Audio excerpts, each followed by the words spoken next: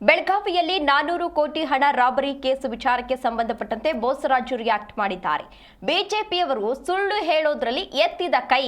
ಸ್ಥಳೀಯ ಸಂಸ್ಥೆ ಚುನಾವಣೆಗೆ ಈ ರೀತಿಯಾಗಿ ಮಾಡಲಾಗಿದೆ ಎಂದು ಆಕ್ರೋಶವನ್ನು ವ್ಯಕ್ತಪಡಿಸಿದ್ದಾರೆ.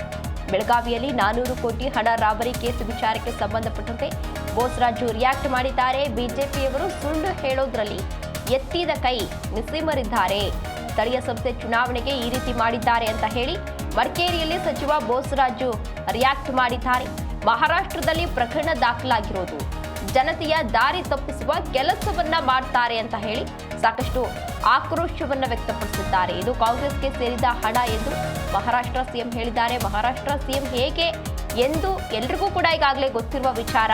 ಸ್ಥಳೀಯ ಸಂಸ್ಥೆ ಚುನಾವಣೆಗೆ ಈ ರೀತಿಯಾಗಿ ಮಾಡಿದ್ದಾರೆಂದು ಮಾಹಿತಿ ಇದೆ.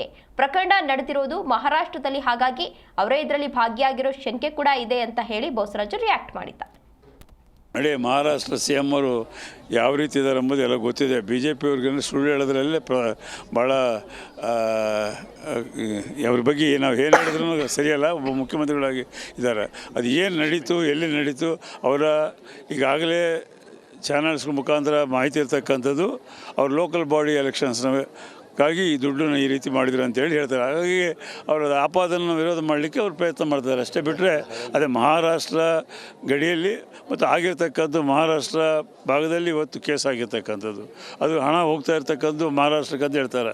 ಕಂಪ್ಲೇಂಟ್ ಮಾಡಿದವರು ಮತ್ತು ಹೈಜಾಕ್ ಮಾಡಿದವರು ಎಲ್ಲ ಮಹಾರಾಷ್ಟ್ರದವರು. ಈಗ ಇದ್ದಾಗ ಇವತ್ತು ಬಿ ಜೆ ಪಿಯವ್ರದ್ದು ಬೇರೆ ಕೆಲಸ ಏನಿದೆ, ಇಡೀ ದೇಶದಲ್ಲಿ ಜನರಿಗೆ ದಾರಿ ತಪ್ಪಿಸ್ತಕ್ಕಂಥ ಕೆಲಸ ಮಾಡ್ತಾರೆ ಮತ್ತು ಸುಳ್ಳು ಹೇಳ್ತಕ್ಕಂಥದ್ದು.